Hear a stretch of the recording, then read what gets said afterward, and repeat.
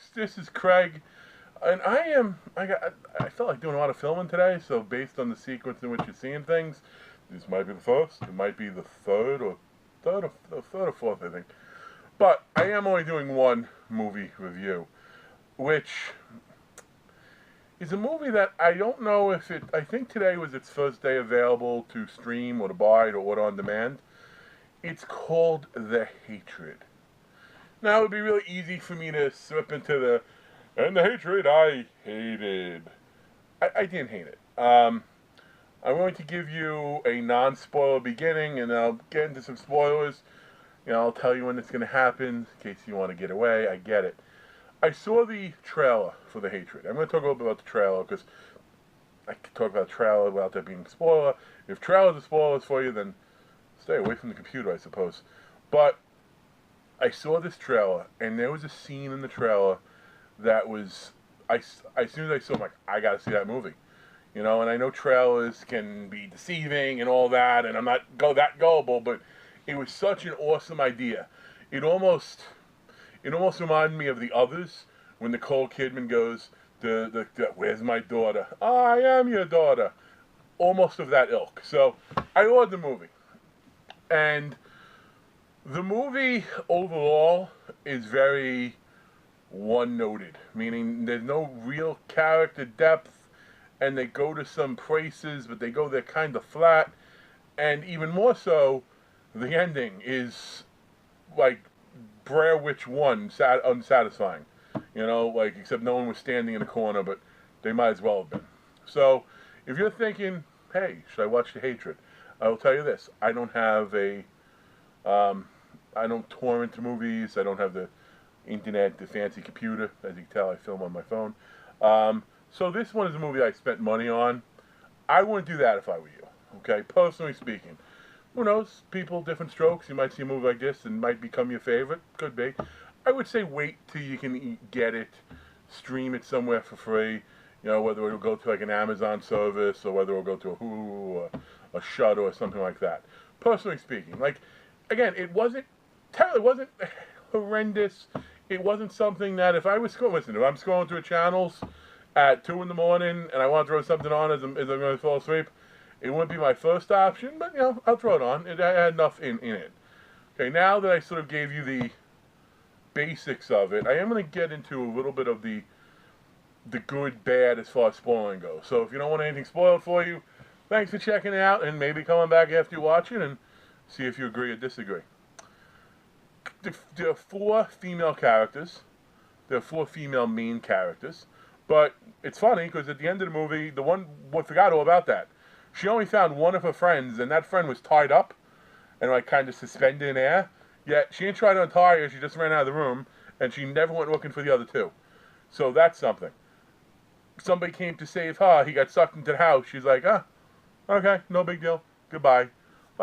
It was such an unsatisfying ending, because they even threw in something extra, one, essentially you could blame the whole movie on Hitler, because that's what this is sort of faced around, an amulet that the Fuhrer kept in his personal collection and gave it to somebody to watch and hold, and that infected him, and then he killed his daughter, but then his wife killed him, and then the wife vanished, and then for a while you thought the wife might be the lead character's dying grandmother, but she wasn't, which means they gave her a dying grandmother for absolutely no reason whatsoever.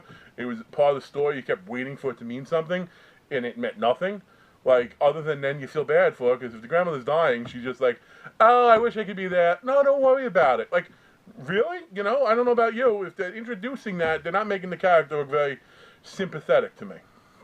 That said, the big scene I mentioned with the girls under the bed, or the girls on the bed, she's like, please look under the bed, and then the babysitter looks under the bed, or the nanny looks under the bed, whatever term they use, and you see the little girl under there, and she's like, that's not me. Awesome scene. You saw the fear, but then you saw it was like a creature, and whether it was practical, there were some practical effects in this movie, there was some CGI, none of which was really good, with the exception of the Hitler's friend's costume, but even that was really offensive. They had him essentially wearing this item that apparently he's wearing it to, weed killers and stuff, but listen, you know anything about the Holocaust, you get the reference to why they have him all suited up like this. I guess they did to sort of crank up the fear element, but he didn't do anything scary in that suit, and it's kind of, I don't know, I think it's Reese common denominator a little bit, but horror movies are horror movies, so I don't, listen, we've all seen movies where they eat or kill babies, or in the case of a Serbian film, way worse. But this movie they set it up where it might be something cool. And by the way, the house they're in looks like Annabelle's house. And I tell you this, there is a good game to be had between showing different crypts from this movie and talking about different ideas in this movie, including a room you shouldn't go in that something inhabits, where you could play, is it Annabelle 2 or is it Hatred? It's that similar. If it wasn't for the fact that Annabelle 2 didn't come out that long ago, I'd almost be like, wow, this guy just stole a whole bunch of stuff from here. But when it comes to the creepy farmhouse motif, I guess that's been done enough. It lacked plus all the characters, the one female character, one of the side characters who sort of vanishes, she gets attempt to drown her, a ghost does, and her friends find her, and she's like, you don't believe me. It's like, well, not really, but no, well, I hope you're okay. But then literally in like an hour, she gets over it, and she's walking around the creepy basement looking into all this Hitler memorabilia, which, I guess I'm going to say this usefully. When I was in high school, I took Latin, and the German teacher came into us one day when it came time to come up with a second class, and was like, listen, German is as easy to learn as Latin is, so yeah, you should do that. And for what it's worth, I actually have a minors in classical studies. I went far with that Latin. Didn't do anything with it, other than, mythology and some cool tattoos. However, German, not so much, in my opinion. But thankfully, I do have that German background, because you have German all over this movie, and you're just supposed to know what it means. Now, I do, and it's creepy, some of the way it was used, like, you'll never leave this house, and this, but it's like, they just put the words on the wall, or they say the words, and, I don't know, hopefully you know what it is, maybe you pause it, you ain't got Siri, or whatever the Google one is, and ask them questions, but too many expectations with things. Like, they set up a movie that could have been, could have been really well done. But even that, they had the ghost of the father, who the mother killed in the house, in his full motif, the mask and stuff. And they had the daughter. But then there was another thing that you thought was the daughter, but I still can't definitively say it was the daughter. The real girl said it was, but the daughter helped you in the end, and nothing happened that would have helped. Very, very, very convoluted and flat. So, if you were thinking of watching The Hatred again, that one scene is so good. Watch the preview and just rewind it a couple of times. We'll wait till it's free and watch it then.